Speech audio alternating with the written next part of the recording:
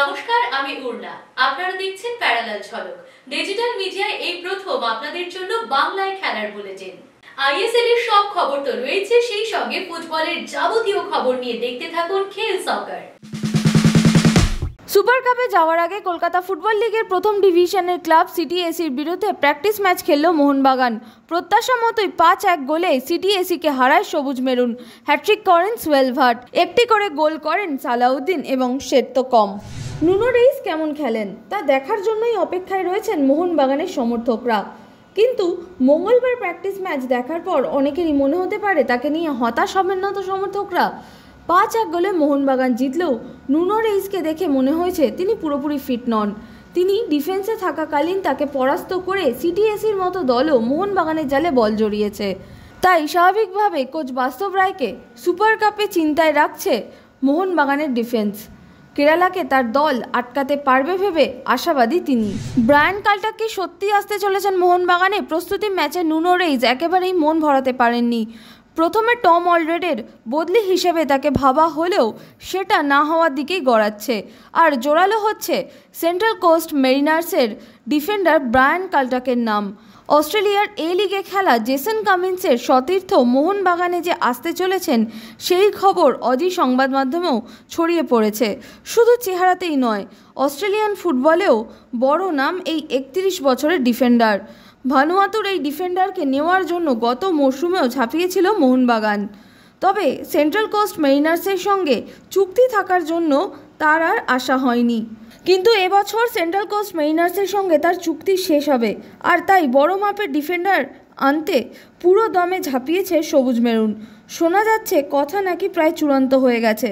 এখন দেখার central coast Mariners থেকে কলকাতার মেরিনার্সে আসেন কিনা ব্রায়ান কাল্টাক।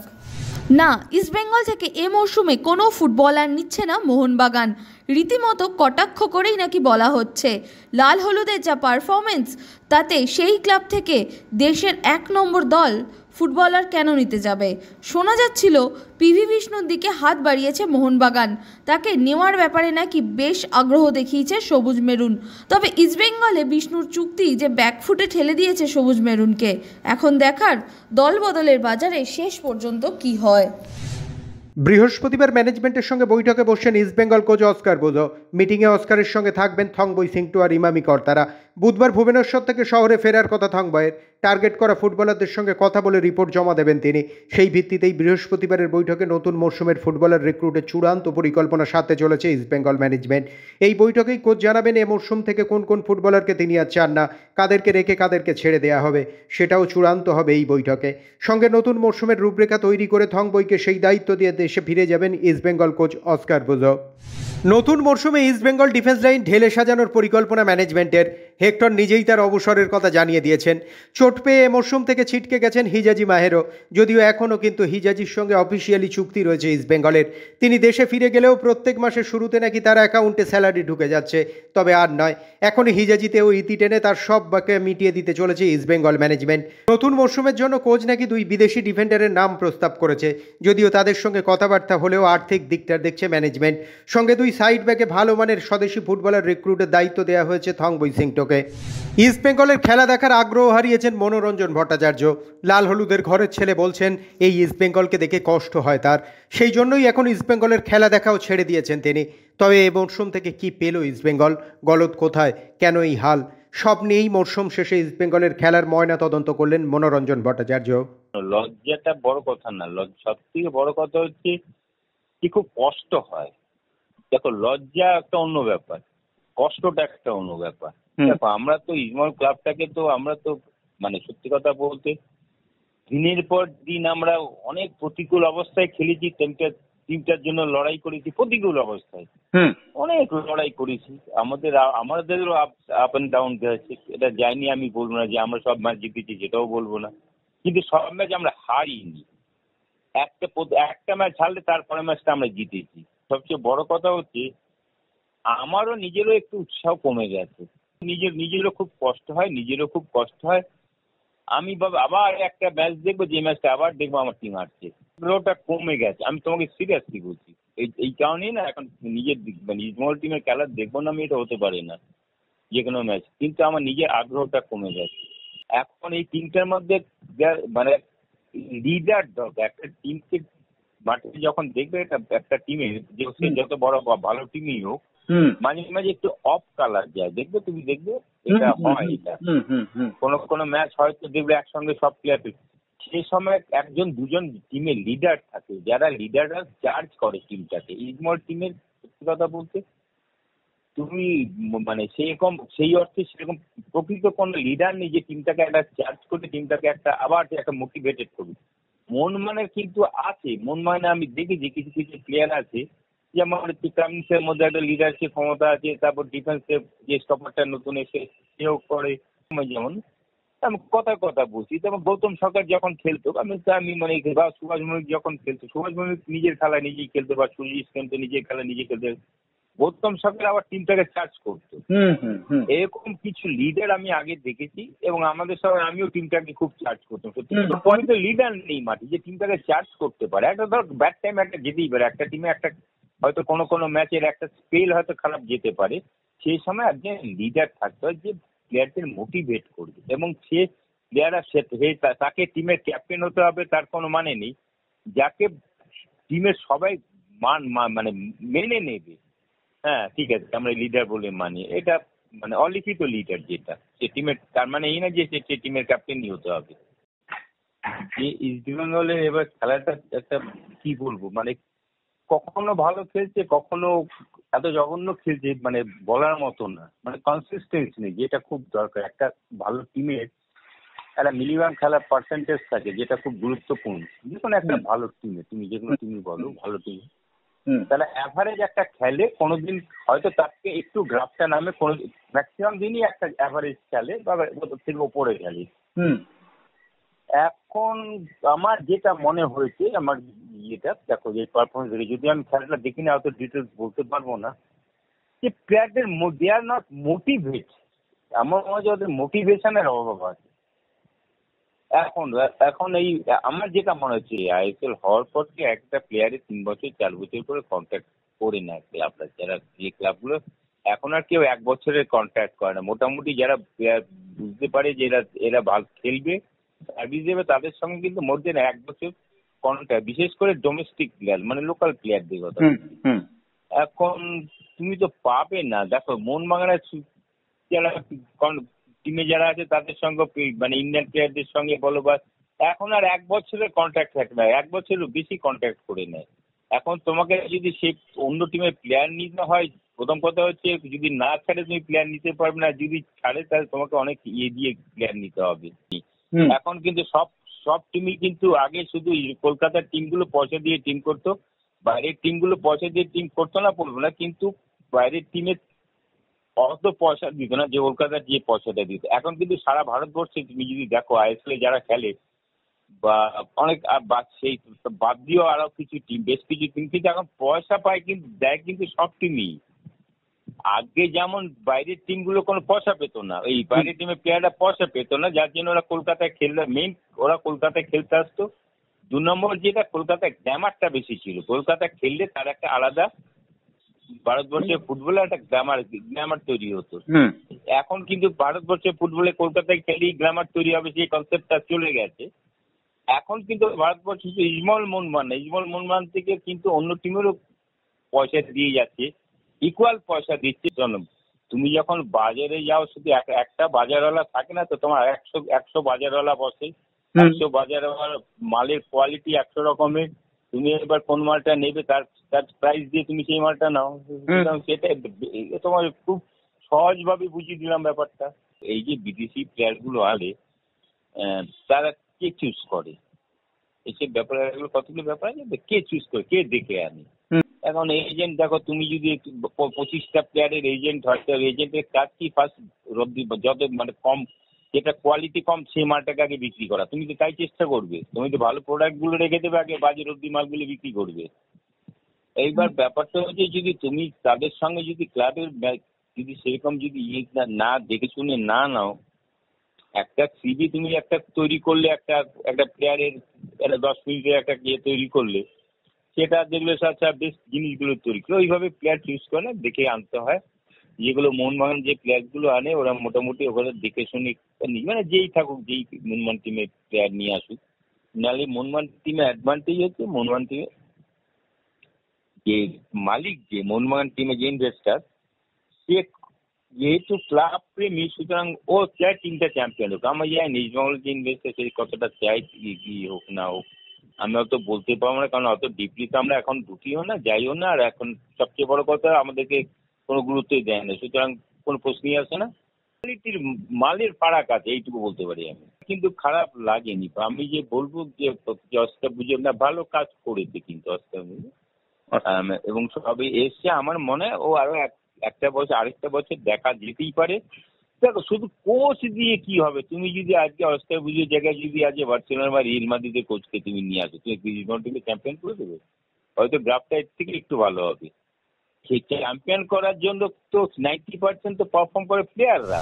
দল অবশেষে সুপার কাপ খেলতে রওনা দিচ্ছে বুধবার 24 এপ্রিল তাদের প্রথম ম্যাচ নর্থ ইস্ট ইউনাইটেডের বিরুদ্ধে। মোট 17 জন ফুটবলার যাচ্ছেন, যাদের মধ্যে আইএসএলে নিয়মিত খেলা ফুটবলার একমাত্র রেমসাঙ্গা। বাকি 4-5 জন ফুটবলারদের মধ্যে রবি হাঁসদা রয়েছেন মার্ক নামের এক অস্ট্রিয়া স্ট্রাইকারও, কিন্তু তারা আইএসএলে কেউই নিয়মিত খেলেননি।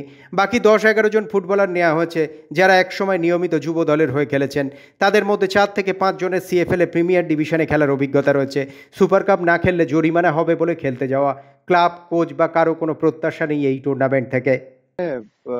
अपना है रेमसांगा है। अच्छा, और विकास, समद अली मलिक, सजाद, अमरजीत, अंगो और अपना रवि हासदा, हाँ और मार्क। हाँ, एक्सपीरियंस तो है। क्या एक्सपीरियंस है? देखो सीनियर टीम से है। हाँ, सीनियर टीम से 5-6 सिर्फ विकास और रेमसांगा ही रेगुलर था। रेमसांगा ही मोस्टली, और कोई नहीं। विकास भी बेंच से स्टार्ट करता था। हाँ। क्या होगा 2 दिन में, क्या होगा दादा? बस हम लोग तो बस अपना ही कैसे ग्राउंड में खड़ा हो जाएगा वो देख रहे हैं। कंपटीशन तो कुछ है नहीं, जस्ट एंजॉय द मैच। हाँ, वो ऐसा। और नॉर्थ ईस्ट तो ऐसा खराब टीम नहीं है। नहीं, अच्छा टीम है। और आप देख रहे हैं कि आईएसएल के बाद एएफसी अपना जो सुपर कप है सब जीतने के लिए जा रहे हैं। मतलब कि सीधा 2-3 मैच के बाद ही एएफसी स्पॉट मिलेगा। हाँ, ACL 2 मिलेगा। हाँ, तो अब क्या कौन स्लाइड लेगा? सब तो ऑलमोस्ट बहुत तैयारी करके आए। আগামী বছরের আইএসএলে বিদেশি ফুটবলারদের সঙ্গে মূলত ভূমিপুত্র ফুটবলার মানে বাঙালি ফুটবলারদের নিয়ে দল গড়ার পরিকল্পনা করছে মোহামেডান স্পোর্টিং ক্লাবের সহসভাপতি কামার উদ্দিন তেমনটাই জানালেন প্যারালাল স্পোর্টসকে। কি বললেন তিনি, আসুন শুনে নিন। 5 তারিখ থেকে আমরা একটা ট্রায়াল ডাকছি আন্ডার 15, আন্ডার 17, আন্ডার 19 রিজার্ভ টিমের জন্য, সিএফএল এর জন্য ট্যালেন্ট দেখে তার মধ্যে থেকে বাছাই করব। ওদেরকে 3 বছর 4 বছর এগ্রিমেন্ট করে বাচ্চাদেরকে আমরা তৈরি করব। নতুনভাবে দল গড়ার লক্ষ্যে ক্লাবের শীর্ষ কর্তারা আগামী 5ই এপ্রিল কল্যাণীতে ট্রায়াল ডাকা হয়েছে বিভিন্ন বয়সের ফুটবলারদের। অনূর্ধ্ব 13-17 থেকে রিজার্ভ দল গড়ার পরিকল্পনা সেই ট্রায়াল থেকে। রিজার্ভ দলের মধ্যে যারা এবছরে সিএফএল এ নজর কাড়বেন তাদের আইএসএল এ নথিভুক্ত করার ইচ্ছে ক্লাবের। তাদের সঙ্গে নেওয়া হবে বিদেশি ফুটবলারদের। পাহাড়ের ফুটবলারদের নেয় অনীহা সহসভাপতির। ট্রায়াল ডেকেছি 5 তারিখ থেকে। আচ্ছা, আহ্বান করেছি। আমাদের একটাই মোটিভ আছে যে আমরা আইএসএল বেশি ভূমিপুত্র দিয়ে খেলবো। আচ্ছা, কেন খেলবো? আমি সিএফএল এর মধ্যে যে ভালো পারফরমেন্স করবে হ্যাঁ, তাকে এখন আমরা ওর পাহাড় থেকে খুব কম, যারা 2 বছর আছে তাকেই রাখবো। আচ্ছা, বাদ বাকি সবাইকে ছেড়ে দেবো। আচ্ছা, আর আমাদের ভূমিপুত্র যত আছে হ্যাঁ, তাকেই আমরা চান্স। আজকে দেখো একটা প্লেয়ারকে আমি চান্স দিয়েছি, রবি হাসদাকে। হ্যাঁ, সেটা তো আমাদের লজ্জায় ফেলেনি, এক্স্যাক্টলি লজ্জায় তো ফেলেছে পাহাড়ের লোক। সাচি স্পোর্টস স্পন্সরশিপ তুলে নেয় প্রবল ক্ষুব্ধ ক্লাব কর্তারা। শুধু সিনিয়র দল নয়, অনূর্ধ্ব 13 থেকে ক্লাবের রিজার্ভ দল প্রত্যেকটি দলের ট্রেনিং বন্ধ হয়ে গিয়েছে, এমনই অভিযোগ ক্লাব কর্তাদের। আজকে আমাদের পুরো মডার্ন স্পোর্টিং এর সব থেকে বড় ক্ষতি কি করেছে জানো? Under 13, under 15, under 17, under 19, under 23 reserve team যে সিএফএল খেলেছে সবকে বরবাদ করে দিয়েছে। এখানে ওখানে বিক্রি করে দিয়েছে, যা ইচ্ছে এসছে তাই করেছে। ও বাবা, বিক্রি মানে ওদেরকে কি মানে? আর একটা বাচ্চাকে নিয়েছে, তার মাইনে 8,000 টাকা আছে, আর তার ট্রেনিং ফি দিতে হবে 4 লাখ টাকা। মানে কিছু জানেই না, যা ইচ্ছে আছে তাই করেছে। এই লস গুলো তো ওদেরই দিতে হবে, আমরা তো আর দেবো না। এক্স্যাক্টলি। একটা প্লেয়ার যে খেলতে জানে না, ও 3,000-এ আসছে, ছিল 8,000-এর মধ্যে এগ্রিমেন্ট করেছে। বাবা, আমরা কিছু করার নেই। দলের আইএসএল খেলা সমস্ত ফুটবলারদের নিজেদের উদ্যোগে বাড়ি পাঠিয়ে দেওয়া হয়েছে। ইতিমধ্যে সেই কাজে প্রায় 40 লক্ষ টাকা ক্লাব কর্তারা নিজেরাই খরচ করেছেন। যে ফুটবলারদের 2 বছরের চুক্তি ছিল, শুধু তাদের রাখার চেষ্টা করা হবে। কামারউদ্দিন জানালেন, ইস্টবেঙ্গল মোহনবাগানের মতো তাদের ইচ্ছে নেই শুধু ট্রফির পেছনে দৌড়ানোর। তারা বাঙালি ফুটবলারও তৈরি করে আইএসএল খেলাতে চান। আমাদের বাংলা ফুটবলটা তো আইএসএল খেলে লাভটা কি আছে যদি আমাদের বাঙালি ফুটবলার যদি কোনো লাভ পায় না? এরা দুইজন তো সাহস করতে পারবে না, কেন এদের টাকা প্রচুর আছে আর এরা নাম ফেমের উপরে যায়। আমরা তো এরকম যাই না। ক্লাবের ট্রাস্টি পতাকা বিড়ির কর্ণধারের আশ্বাস যে আগামী মরশুমের আগে নতুন ইনভেস্টর না পাওয়া গেলেও দল গড়তে প্রয়োজনীয় টাকা কোম্পানি বিনিয়োগ করবে। তবু বাংকার হিল আর ক্লাবের শীর্ষ কর্তারা মিলে নতুন বিনিয়োগকারী সংস্থা খুঁজছেন। আমাদের এমনি যে ট্রাস্টি আছে পতাকা বিড়ি, ও বলেছে যে রাঁচি চলে গেছে, কোনো অসুবিধা নেই। ওটা আমরা দরকার হলে আমরা নিজেই একটা দেখবো, কোন রকম ভাবে ব্যবস্থা নেব। মানে নিজেরাই ফান্ডিং করে নিজেরাই মানে সবাই মিলে এগুলো তো নিজেই করছি না, একজনের ব্যাপারটা এখনো তো 50-60 লাখ টাকা লেগে গেছে। সেটাই, এগুলো তো ট্রাস্টিও দিয়েছেন, আমরাও করছি, সব মিলে করছি। সুপার কাপে ইস্ট বেঙ্গলকে হারিয়ে কোয়ার্টার ফাইনালে ওঠা কেরালা ব্লাস্টার্সের দুশ্চিন্তা বাড়িয়ে দিল দলের অন্যতম স্ট্রাইকার উরুগুয়ের আদ্রিয়ান লুনার চোট। আগামী 26শে এপ্রিল কেরালা ব্লাস্টার্সের ম্যাচ মোহনবাগানের বিরুদ্ধে। গত ইস্ট বেঙ্গল ম্যাচ খেলতে গিয়েই চোট পেতে হয়েছিল লুনাকে। দলের সূত্রে জানা গিয়েছে, চোট গুরুতর না হলেও মোহনবাগানের বিরুদ্ধে পুরো সময় লুনাকে মাঠে নামানো যাবে না বলেই মনে করছেন কোচ ডেভিড কাতলা। খেলো ইন্ডিয়ার ট্রায়াল চলছে, অথচ খবর নেই কোনো জেলার কাছে। বুধবার থেকে কলকাতায় শুরু খেলো ইন্ডিয়ার ট্রায়াল। ফুটবলের ট্রায়াল হবে বেলঘরিয়ার এসি মাঠে। আইএফের কাছে মেল পৌঁছেছে গত শুক্রবার রাতে।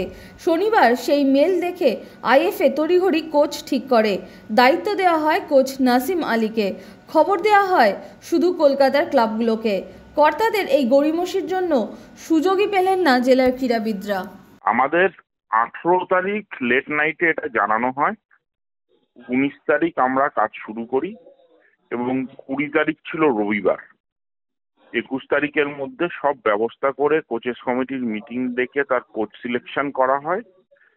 সঙ্গে আমরা বিও এর সাথে কথা বলি যে এত তাড়াতাড়ি টিম সিলেকশন করা সম্ভব না, করে আমরা 26 তারিখ অব্দি সিলেকশনের এক্সটেনশন পেয়েছি এবং কালকে কোচ অ্যাপয়েন্ট করে কোচকে ডেকে কথা বলে কালকের মধ্যেই আমাদের সব ক্লাবদের চিঠি পাঠিয়ে জানিয়েছি এই ট্রায়ালের কথা।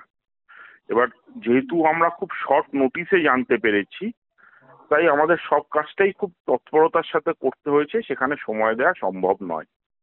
খেলো ইন্ডিয়া কবে ম্যাচ করবে এবং তার ট্রায়ালের জন্য ইনফরমেশন কবে আসবে সেটা তো আমাদের হাতে নয়, সেটা ওখান থেকে আমাদের জানায়। তো আমাদের যেহেতু দেরি করে জানিয়েছে, তাই আমাদের এছাড়া কোনো উপায় ছিল না। স্বামী বিবেকানন্দ অনূর্ধ্ব 20 জাতীয় চ্যাম্পিয়নশিপের গ্রুপ পর্বেই বিদায় নিল বাংলা। ছত্তিশগড়ের নারায়ণপুরে গত ম্যাচে হরিয়ানার বিরুদ্ধে ড্রয়ের পর আজ নাগাল্যান্ডের কাছে 1-0 গোলে পরাজিত হল কোচ অর্চিসমান বিশ্বাসের ছেলেরা।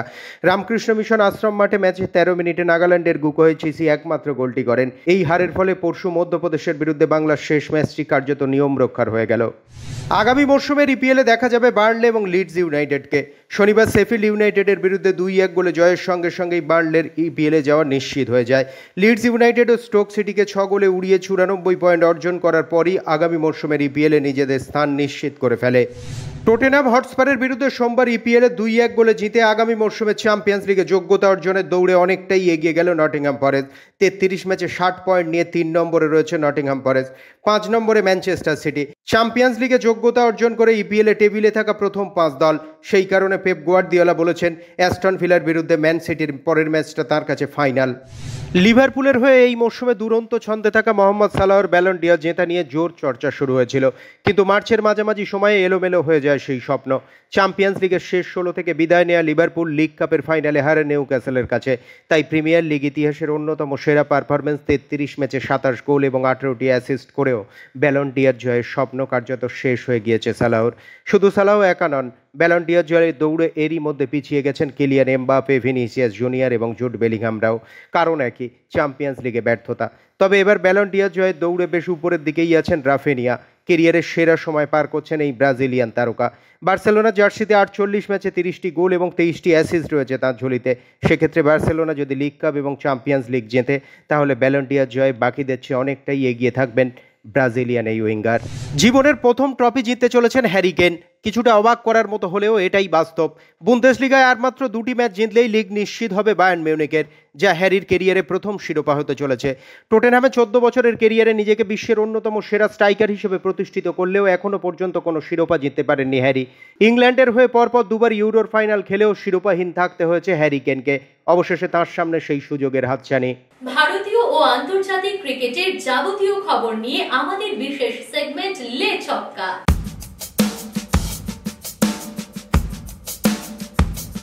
রাজস্থান রয়্যালসের বিরুদ্ধে ভয়ঙ্কর অভিযোগ।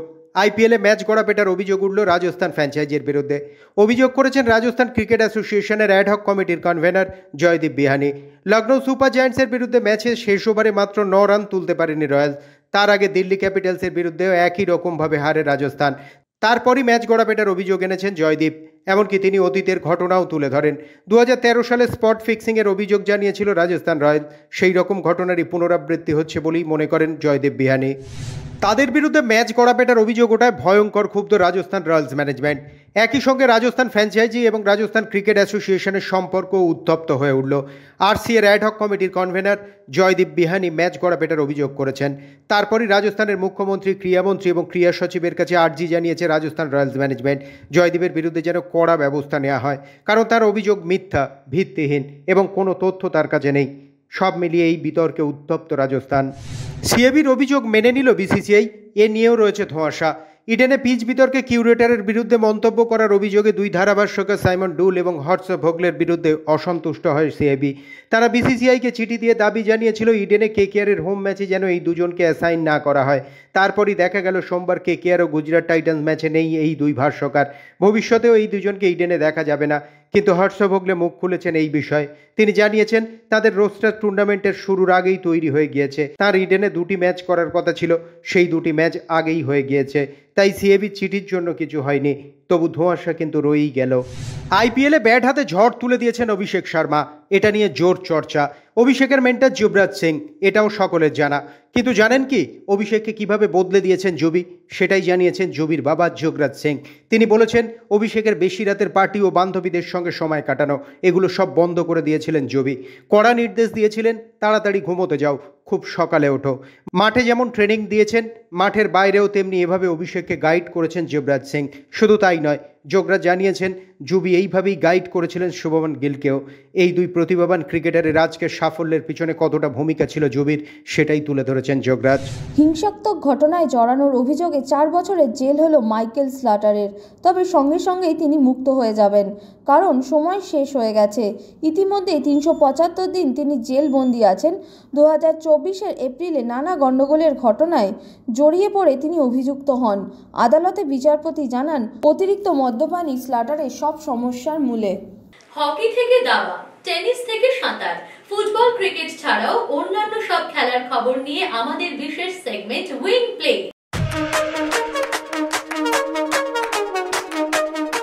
লা পামাসে চলতি শুটিং বিশ্বকাপে ভারতের সিমরানপ্রীত কাউর বারের প্রথম আন্তর্জাতিক পদক জয়।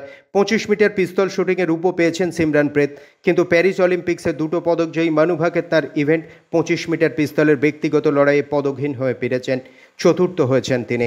3 বছর পর মাদ্রিদ ওপেনে খেলতে গেলেন নভাক জোকোভিচ। উদ্দেশ্য একটাই, কেরিয়ারের 100তম এটিপি খেতাবের মাইল ফলকে পা রাখা। মাদ্রিদ ওপেনে 3বার চ্যাম্পিয়ন হয়েছেন জোকোভিচ। শেষবার খেলেছিলেন 2022-এ, বয়স 37। প্যারিসের অলিম্পিক্সে 99তম খেতাব জিতেছেন। তারপর থেকে 4টে ফাইনাল হারতে হয়েছে তাকে। তার মধ্যে শেষ টুর্নামেন্ট ছিল মায়ামি ওপেন। সোমবার স্টুটগার্ট ওপেনের ফাইনালে অভিনব এক দৃশ্য ধরা পড়ল। চ্যাম্পিয়নের জন্য ছিল ট্রফি এবং তার সঙ্গে একটি পোর্সে গাড়ি। জেনেলা অস্টাপেঙ্কোর বিরুদ্ধে ফাইনালে হেরে গেলেন বিশ্বের 1 নম্বর মহিলা খেলোয়াড় আরিয়ানা সাবালেঙ্কা। গাড়ি পাবেন না বলে ট্রফিও নেবেন না। বারবার নাম ঘোষণা হওয়া সত্ত্বেও সাবালেঙ্কা উঠছিলেন না নিজের আসন ছেড়ে। অবশেষে উঠলেন, মাইক্রোফোনে হেসে বললেন, অস্টাপেঙ্কো, গাড়িটা আমার খুব পছন্দের, তুমি গাড়িটা আমাকে দিয়ে দাও। জেনেলাও হাসছেন, বলছেন পরের বার নিশ্চয়ই তুমি পাবে এই ট্রফি আর গাড়িটা। গত বছর নভেম্বরে ডেভিস কাপ খেলে টেনিসকে চিরবিদায় জানিয়েছিলেন স্প্যানিশ তারকা রাফায়েল নাদাল। ফরাসি ওপেনে ছিল তার একচ্ছত্র আধিপত্য। নিজের কেরিয়ারে 22টি গ্র্যান্ড স্ল্যামের মধ্যে 14টি ফরাসি ওপেন। অবসরের 5 মাস যেতে না যেতেই নাদালের মুকুটে যুক্ত হলো নতুন পালক। গত সোমবার লরিয়াজ অ্যাওয়ার্ড পেলেন তিনি। পুরস্কার জয়ের মঞ্চে হাজির হয়ে নিজের টেনিস জীবনের নানান স্মৃতিচারণায় মুখর ছিলেন এই টেনিস কিংবদন্তি। খেলার মাঠে খেলার খবরের বাইরেও উঠে আসে নানা রকমের মন্তব্য, আর সেই সব মন্তব্যের কোলাজ নিয়ে আমাদের বিশেষ সেগমেন্ট থ্রো ইন। রাসেল কেকেআরের একজন অভিজ্ঞ ও সফল ক্রিকেটার। গত কয়েকটা ম্যাচে লেগ স্পিনারদের বলে আউট হয়েছে, তবে আমি একজনকে নিয়ে বলবো না। দল হিসেবে ভালো ব্যাটিং হচ্ছে না আমাদের। আইপিএল কঠিন টুর্নামেন্ট, যেখানে শুরুটা ভালো না হলে ব্যাটাররা একসময় আত্মবিশ্বাস হারিয়ে ফেলে। আমি টেনিসে লড়ে কিংবা টেনিসের বিরুদ্ধে লড়ে ক্লান্ত, বিষয়টা এমন নয়। আমি খুব আনন্দেই কেরিয়ারই দিয়ে টেনেছি। চাইলে সেটা এগিয়ে নিয়ে যেতে পারতাম, কারণ খেলতে বরাবর ভালোই লাগে। টেনিস আমার প্যাশন। প্যারালাল ঝলক আজ এ পর্যন্তই। আপনাদের জন্য প্যারালাল ঝলক প্রতিদিন রাত 10টায়। খেলার জগতের সেরা প্যাকেজ নিয়ে দেখতে থাকুন প্যারালাল ঝলক।